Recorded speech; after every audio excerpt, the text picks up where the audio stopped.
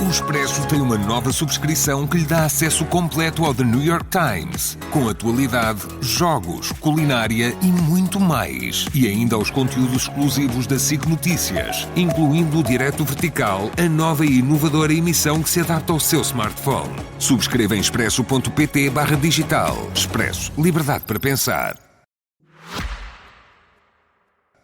A caminho das presidenciais, o debate desta noite é entre Henrique Gouveia e Melo e Jorge Pinto.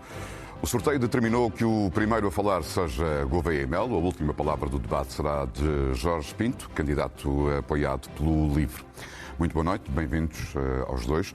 Os senhores são de gerações diferentes, têm percursos de vida muito distintos, ideias também afastadas um do outro, creio eu, mas teremos a oportunidade de o clarificar neste debate. Estamos a 2 semanas da greve geral. O Governo diz que é necessário rever o Código do Trabalho para aumentar a competitividade da economia portuguesa. O Primeiro-Ministro hoje teve uma reunião com o GT que mantém a convocatória da greve geral para o dia 11 de dezembro. Henrique Gouveia e Melo, o senhor tem dito que é o tempo da negociação e tem evitado tomar uma posição mais concreta sobre o que é que está em causa, e eu gostava de começar por aí. O que aspectos é que apoia e que aspectos é que critica na proposta do Governo que está neste momento em negociação? Boa noite aos portugueses, boa noite ao engenheiro Jorge Pinto, boa noite ao José Alberto Carvalho. Antes de ir à sua pergunta, se me permite, eu queria dizer que nós estamos a discutir muito os temas das legislativas, parece que estamos numas segundas legislativas, e os temas da governação. Eu gostaria de trazer os temas da presidência, que eram aqueles que me fazem vir aqui.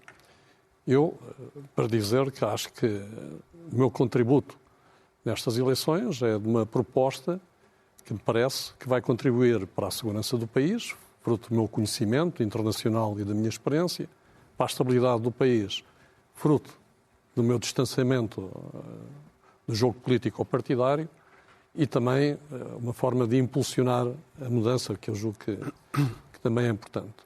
Garantindo a democracia, que é o que eu faço, porque eu jurei esta Constituição há 45 anos e, portanto, vou continuar a respeitar a Constituição, e, de alguma forma, também exigir a governação sem nenhum tipo de travão mental, não é? Ou seja, não serei nunca uma marioneta na presidência e muito menos também uma força de bloqueio por ser uma força de bloqueio. Dito isto, e agora respondendo diretamente à sua pergunta, porque é que eu me tenho mantido um bocado em silêncio sobre esse tema? Porque as negociações estão a decorrer e qualquer candidato que comece a dizer o que é que pensa sobre o tema pode perturbar essas negociações. Sendo que o próximo Presidente da República será a pessoa que vai promulgar ou não este novo conjunto de leis que resultarem desta negociação. Sim. E desse ponto de vista, um Presidente da República é sempre coautor da legislação, porque ele, sem a assinatura dele, não existe lei. Sim, mas não é ele que faz as leis. Não é ele que faz, mas é ele que as torna em vigor. Sim, mas esse poder que é exercido da verificação das leis e quanto muito do veto político, é um poder que deve ser excepcional. Quem tem o poder legislativo é a Assembleia da República e é ela que deve legislar e não o Presidente. Não é isso que está em causa, é tentar perceber qual é que é o seu pensamento, ainda que mais ou menos genérico, sobre as alterações do Código do Trabalho. Eu explico. Eu já disse que os princípios são muito simples. Nós precisamos de flexibilizar a lei de trabalho sem atacar o núcleo mais importante dos direitos dos trabalhadores. Que é? Esse núcleo, há muitas coisas. Por exemplo, porque é que nós estamos a mudar os tempos dos contratos a termo ou dos contratos a termo incerto? Qual é a necessidade? Isso vai acrescentar alguma competitividade, alguma flexibilidade à economia? Porque é que nós estamos aqui a discutir, por exemplo, se um trabalhador for despedido ilegalmente, depois não deve ser reintegrado? Porquê? Portanto, acha que isso não faz sentido? Eu acho que isso é atacar um núcleo duro de direitos que foram conquistados, que não faz sentido em termos de flexibilizar a economia, porque a flexibilização da economia É o trabalho digital e novas formas de trabalho que são necessárias e, portanto, mas mais uma vez, estão-nos a meter na espuma dos dias e nos assuntos que são de governação, não são os assuntos da Presidência. O poder da palavra do Presidente e o pensamento dos candidatos sobre os diversos temas ajudam seguramente os eleitores a formular uma decisão. Jorge Pinto, gostava de ouvir sobre isto. Como é que avalia as propostas que estão neste momento na mesa das negociações e se, na sua opinião, elas respondem ou não às necessidades da economia e do mercado de trabalho, tal como conseguimos antecipar neste momento e ver? Boa noite, é um prazer estar aqui. Cumprimento também o Henrique Gouveia Melo e todos os espectadores que assistem a este debate. Eu gostaria de começar com uma nota prévia que, na verdade, está bastante ligada a essa questão das alterações à lei do trabalho. É que hoje passam 10 anos exatos da tomada de posse do governo que ficou conhecido como o governo da Geringonça, um governo que, como todos os governos, teve falhas, cometeu erros, mas que foi um governo que devolveu direitos aos trabalhadores portugueses, que devolveu salários, devolveu-lhes direitos que tinham sido retirados em alguns dos piores anos da nossa história recente e que foi, na verdade, um governo de estabilidade. Relembremos que este governo da Geringonça foi o último, nos últimos anos, até agora, na verdade, a durar a legislatura completa. E, sendo eu insuspeito de querer defender o Presidente Aníbal Cavaco Silva, fez muito bem, na altura, a ter exigido um acordo escrito para que esse governo chegasse, efetivamente, ao final da legislatura. E isso liga-se com essa questão. E eu aqui sou bastante claro... Eu reclamo sempre a herança de todos os governos que devolveram direitos aos portugueses e que fizeram uma coisa muito importante. Devolveram a confiança aos portugueses na capacidade de acreditarem em si próprios e no seu país. Nós passamos de anos em que os portugueses deixaram de acreditar no país, em que saíam mais de 100 mil portugueses por ano de Portugal, um número absolutamente insustentável, a conter esse número, a reduzir bastante esse número e, sobretudo, a fazer com que voltássemos a acreditar no nosso país. Eu estarei sempre com os governos que conseguirem isto. Em relação a esta proposta, 10 anos, e sendo precisamente, e acho que há culpas e se calhar autocríticas, que alguns dos que foram parte integrante dessa solução e que tiveram depois também responsabilidades no estado atual das esquerdas em Portugal, alguns até candidatos nestas eleições, que poderiam falar sobre isso. Talvez quando eu tiver o debate com eles poderei fazer isso. Sobre estas propostas que estão em cima da mesa, eu aqui vou ser mais claro do que o Henrique Gouveia Melo, porque eu acho que um Presidente da República que venha a ter este documento na sua secretária quando ele chegar a si, tem de ser muito claro. E eu tenho sido em relação a ele. Há pontos que levantam dúvidas constitucionais. O Henrique Gouveia Melo disse um deles. Eu acho que acabar com o direito de reintegração de um trabalhador despedido injustamente levanta dúvidas constitucionais. Acho que alargar os setores considerados como essenciais para serviços mínimos durante uma greve também me levanta dúvidas constitucionais. Portanto, há pontos que eu levaria certamente ao TSE. Mas depois há a questão política. E um Presidente da República tem ao seu dispor o veto político. E eu já o disse, se esta proposta me chegasse até mim como ela está neste momento, teria o meu veto político. E porquê? Porque estamos a falar de mais de 100 propostas de alteração, onde, na verdade, todas elas servem para piorar os direitos dos trabalhadores e das suas famílias. Estamos a falar de propostas que vão alterar também a dinâmica familiar. Mas não melhoram, de acordo com a argumentação do Governo, não melhoram e das confederações empresariais, a competitividade das empresas que tem sido apontado como um dos objetivos desta reforma. Isto, na verdade, são duas visões de país diametralmente opostas. Uma é dessa competitividade pelo baixo salário, pela precariedade, pela corrida para o fundo. Mas eu dou uma novidade a quem quiser ouvir. Nós vamos sempre perder essa corrida. Porque vai sempre haver algum país com mais população, com mais trabalhadores, com mais precariedade e com salários ainda mais baixos do que os nossos, com o qual Portugal não irá conseguir competir. Nem tem de competir. A visão do país que eu tenho para Portugal é um Portugal que compete pelos salários altos. É um Portugal que compete pela inovação, que introduz essa inovação para ter uma economia de alto valor acrescentado, onde sim podemos aumentar salários, podemos reduzir a precariedade e podemos até baixar os impostos, porque nós conseguindo isto, aumentando a cadeia de valor da nossa economia, aumentando os salários, o Estado vai acabar por arrecadar mais dinheiro até conseguindo reduzir os impostos. Portanto, esta é a minha visão para o trabalho. E só uma nota final. Aqueles que são os principais problemas do nosso país neste momento, o fosso salarial entre trabalhadores homens e mulheres, as baixas taxas de natalidade, a precariedade, porque Portugal já é o segundo país da União Europeia com mais trabalhadores precários. Na sua opinião, esses assuntos não são abordados nesta revisão? Não só não são abordados, como nos arriscamos a piorar em todos os três. Preocupam estas questões que não estão em cima da mesa, nomeadamente as diferenças salariais entre homens e mulheres? Sim, preocupa-me.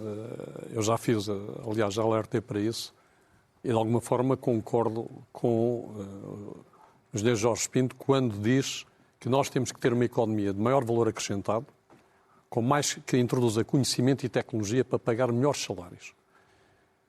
talvez a discordância que se possa ter aqui é como é que vamos fazer isso com uma rigidez de trabalho muito elevada, quando nós estamos a falar de grande parte dessa nova economia, é uma economia digital que requer alguma flexibilidade e é essa flexibilidade que eu julgo que nós temos que procurar sem afetar verdadeiramente o núcleo do direito dos trabalhadores. Porquê?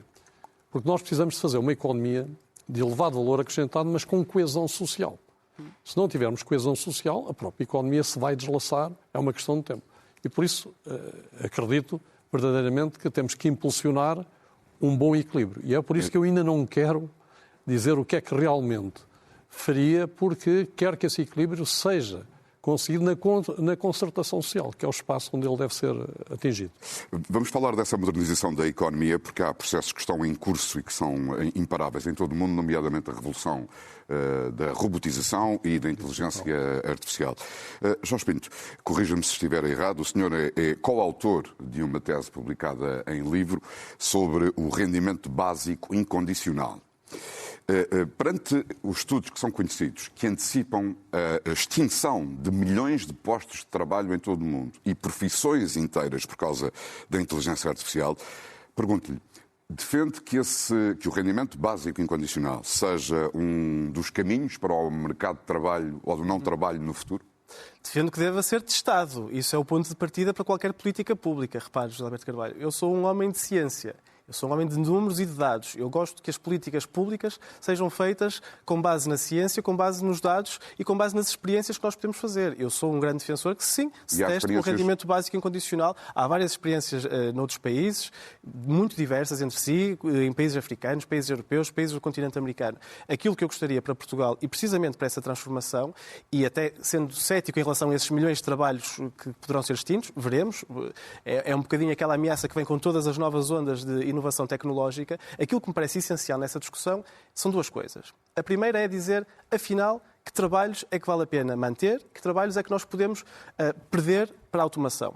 Eu quero que os trabalhos que são verdadeiramente emancipadores, que são essenciais, como, por exemplo, os trabalhos de cuidado, os trabalhos no setor da saúde, os trabalhos das pessoas, dos cuidadores... Esses para já não serão substituídos pela inteligência artificial. E ainda bem, porque eles exigem esta proximidade pessoal. Os outros que podem ser substituídos, que sejam, mas nunca deixando absolutamente ninguém para trás. E aqui há muitas coisas que nós podemos fazer. Mas a questão reduzir é se os robôs semana e a inteligência laboral artificial fizerem o nosso trabalho, o que é que nós vamos fazer? Então, é aí que é preciso um bocadinho de coragem e um bocadinho de imaginação, e é isso que eu fiz precisamente com essa tese, que foi a minha tese de doutoramento e que foi explanada nesse livro, que aliás ganhou o prémio de melhor ensaio da Sociedade Portuguesa de Filosofia, é precisamente olhar para essa economia de futuro e ver como, entre outras ferramentas, um rendimento básico incondicional pode entrar. Nunca enfraquecendo o Estado Social que nós, felizmente, conseguimos construir ao longo dos últimos 50 anos, mas complementando, precisamente porque, como dizia Henrique Gouveia Melo, e bem, os desafios são novos. E perante novos desafios, novas respostas, e aí também contem comigo para trazer essas novas respostas para cima da mesa. Henrique Gouveia Melo, gostava de ouvir sobre isto, acrescentando uma afirmação sua que ouvi há pouco tempo, que é: não devemos ter medo da inteligência artificial. Sim, O que é que quer dizer com isso? Vamos ver, o ser humano, este é o terceiro grande ciclo de evolução. O primeiro grande ciclo foi a agricultura, que sedentarizou o ser humano e criou sociedades mais complexas, e o ser humano deu um salto gigantesco. Depois foi a capacidade de dominar a força motora, portanto, a Revolução Industrial, e agora é a capacidade de dominar uma nova força, que é a força cognitiva, não é? Do ser humano. Eu não julgo que o ser humano vá ficar de lado. O que vai haver uma simbiose entre o que as máquinas farão e os seres humanos farão. E essa simbiose vai ser muito mais produtiva. Portanto, nós vamos conseguir produzir muito mais trabalho e sempre que há um grande ciclo, a prosperidade aumenta, a população aumenta e, portanto, não vejo isso de uma forma catastrófica. E também tenho cuidado, se calhar por ser um bocado mais velho, tenho algum cuidado com as utopias. Eu acho que experiências sim, mas limitadas no sentido de não podermos, às vezes, tentar uma utopia que depois nos pode realmente falhar. E já houve muitas utopias no mundo que falharam e com consequências muito desastrosas. Mas devemos fazer uma aproximação sucessiva. Conforme o problema se vai materializando, nós vamos encontrando soluções. E há uma coisa positiva na inteligência artificial. É que nós estamos a envelhecer, o número de trabalhadores ativos para o número de ex-trabalhadores ou pessoas na reforma ou inativas, a desproporção vai aumentar. Portanto, só com uma maior produtividade é que esse pequeno, o núcleo mais pequeno de pessoas ativas conseguirá manter esse núcleo de pessoas menos ativas. E a inteligência artificial vai verdadeiramente ajudar nisso. Se puder, só porque eu não queria interromper, queria ouvir até ao final. Acho que há utopias pelas quais vale a pena lutar. Reparem, em 74, o Serviço Nacional de Saúde era uma enormíssima utopia. Nós conseguimos concretizá-la. A educação pública numa população que era muito analfabeta ainda era uma utopia. Nós conseguimos criar uma educação pública que funcionou como um verdadeiro elevador social. A minha família é um exemplo disso. Há utopias que são realizáveis e pelas quais vale muito a pena lutar. Mas um ponto que é muito importante, e onde aí sim um Presidente da República deve ter uma palavra a dizer, é precisamente quem é que está a liderar esta transição tecnológica e a que custo?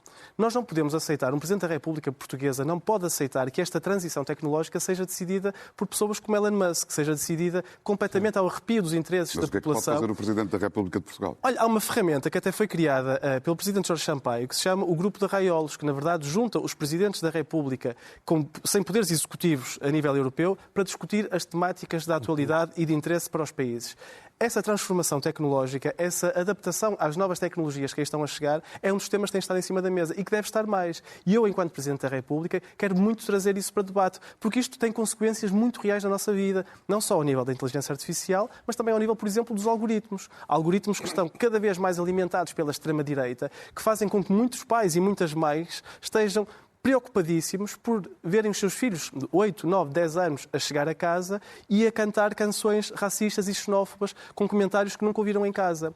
E eu quero dizer a essas pessoas que isso não é normal. Não é normal. Nós não podemos aceitar que as nossas crianças estejam a ser alimentadas por uma espiral de ódio, de violência, de oposição ao próximo, por um algoritmo que ninguém controla e ninguém sabe bem quem está atrás. Portanto, essa transformação tecnológica, muito bem, venha ela, mas com controle público e estatal para que não seja uma ferramenta ao serviço daqueles que querem acabar com as nossas democracias. Mas agora, se me permite, uma resposta muito rápida. As utopias fazem parte do progresso da humanidade. Mas há utopias, a última, por exemplo, uma das grandes utopias da humanidade foi o marxismo-leninismo. Não será certamente... Não estou a dizer, só estou a falar de uma grande utopia que levou milhões para a miséria e transformou sociedades livres em sociedades autocráticas com milhões também de vítimas. Portanto, é preciso ter cuidado com as utopias, é nesse sentido que eu quero dizer. Mas não estou a acusá-lo de nada. Esteja descansado, só estou a falar... Acho que a minha posição ideológica é clara estou a falar em termos... e a liberdade acima de tudo. Sim, portanto, com certeza. E defende a liberdade da economia, o funcionamento do Evidentemente, mercado? é o que a nossa Constituição diz, nos 3 setores, o privado, público e cooperativo. Se calhar deveríamos olhar até com novos olhos, precisamente para o setor cooperativo, também ao nível da tecnologia. Coisa que já acontece noutros países, por exemplo, em serviços de clouding, de armazenamento de dados, onde já existem até cooperativas deste tipo de serviços, que se calhar também poderiam começar a haver em Portugal, porque nós perdemos muitas vezes, ou reduzimos o debate económico entre público e privado. O terceiro setor, o setor da economia social e solidária, tem um papel preponderante que já está, na verdade, escrito e inscrito na nossa Constituição. Portanto, um Presidente da República tem também de lhe dar visibilidade. E tem tido, já agora, desculpe, tem tido um papel preponderante numa coisa muito importante. Nós temos um problema com o nosso envelhecimento neste momento. Não há soluções para as pessoas idosas. As famílias têm dificuldade em continuar a cuidar dos seus idosos porque estão a trabalhar e o Estado não tem dado muitas soluções. E há aqui uma carência muito grave que, não sei, a ideia é que há muitas camas nos hospitais que são camas sociais. As pessoas estão lá porque não há outro sítio. 870, segundo o último censo. Mais de 800. E o tempo de espera para aceder a um lar em condições, não estou a falar dos lares ilegais, não é? Dos lares em condições, é qualquer coisa como 4 anos. Portanto, nós temos aí problemas sociais que devem ser, portanto, tratados e com muito cuidado. Qual é que é, Henrique Gouveia Melo, na sua opinião, a maior ameaça neste momento sobre Portugal e os portugueses? É o discurso de ódio? É a polarização? Sim, nós temos 2 tipos de ameaça, uma interna e uma externa. E as duas podem se combinar.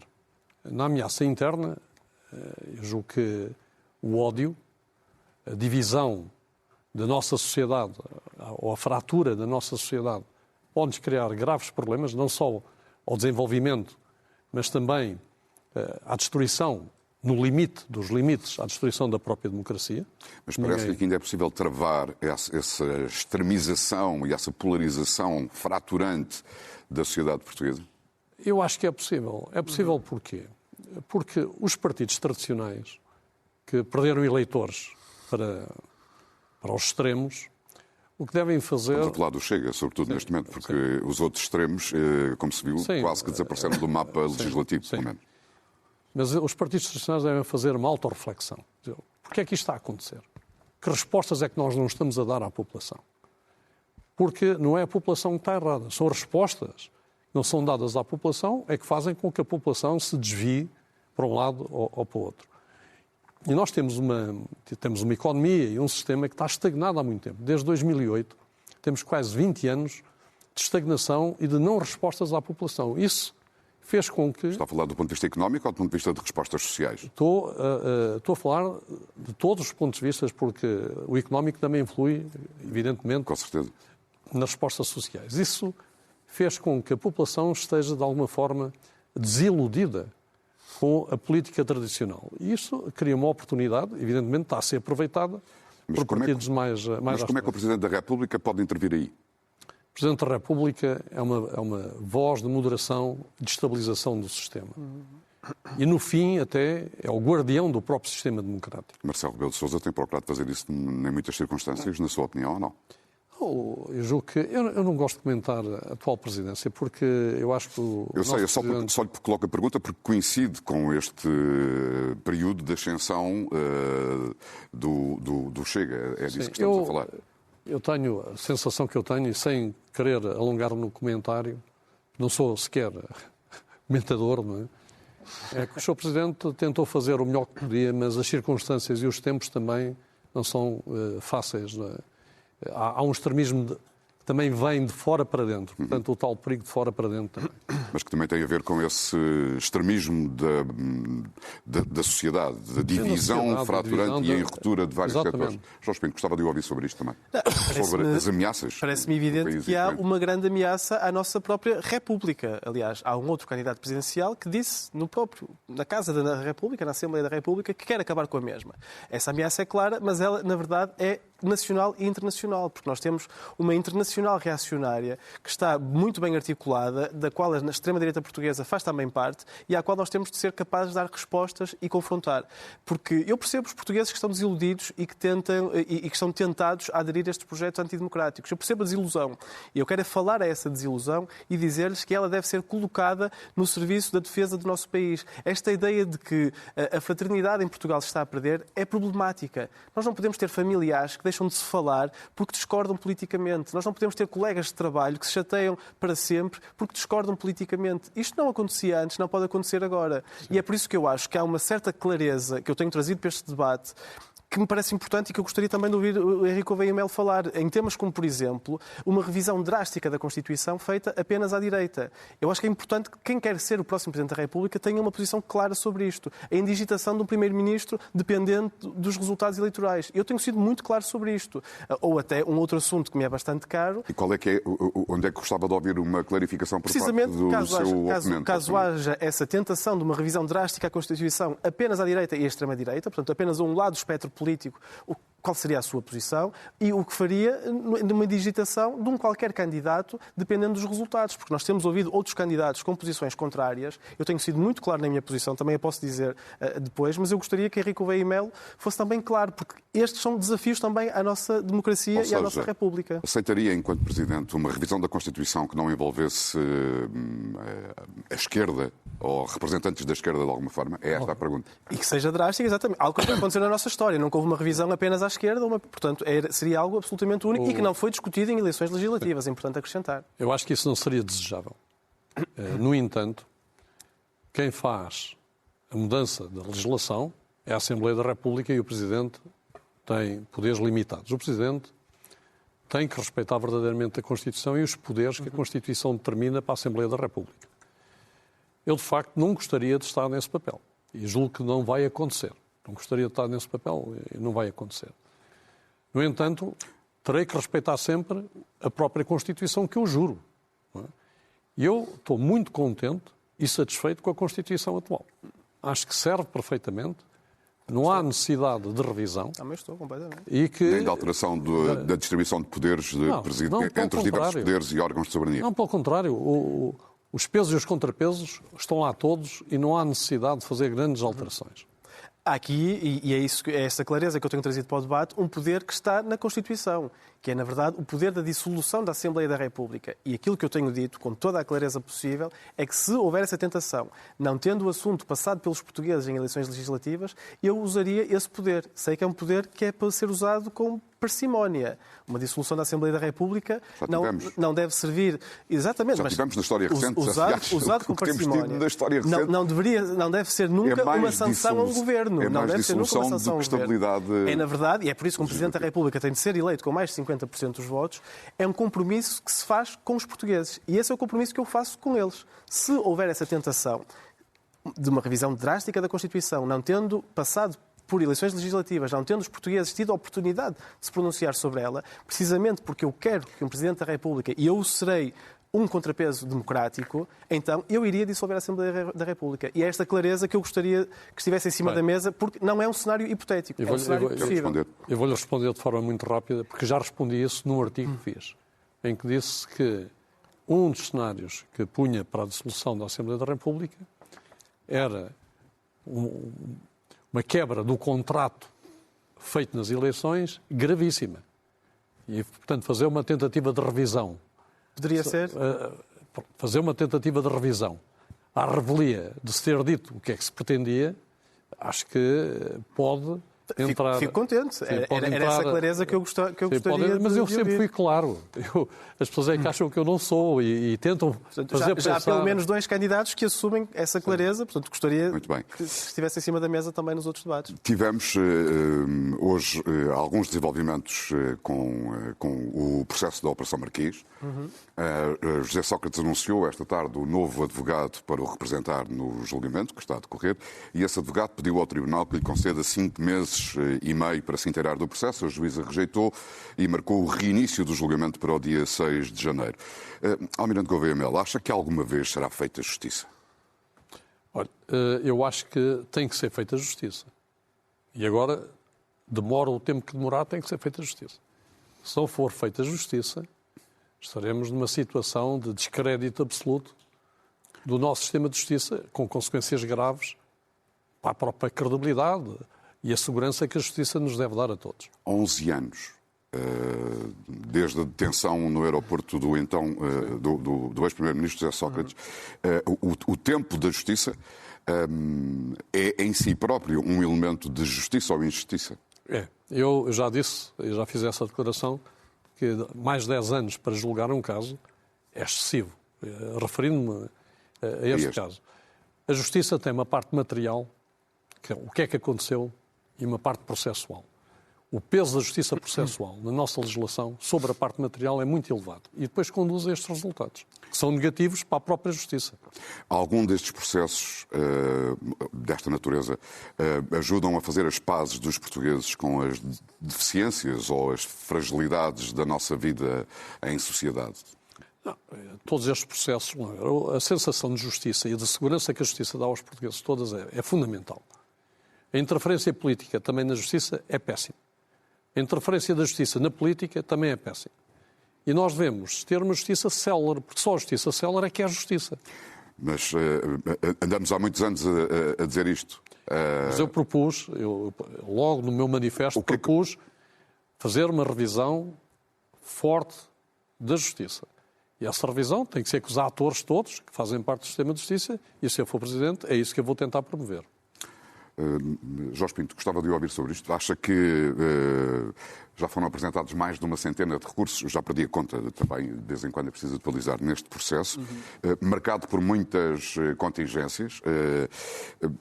A questão é que estamos aqui, passado 11 anos, e é o exemplo da necessidade de uma reforma da justiça ou é apenas o sistema garantístico a funcionar tal como ele está montado? Não são mutuamente exclusivas, não é? O que me parece ser absolutamente claro são 2 ou 3 coisas. A primeira é que o exemplo tem de vir de cima. Nós temos de ter governantes no nosso país que sejam irrepreensíveis eticamente. é difícil, é complicado, mas tem de ser.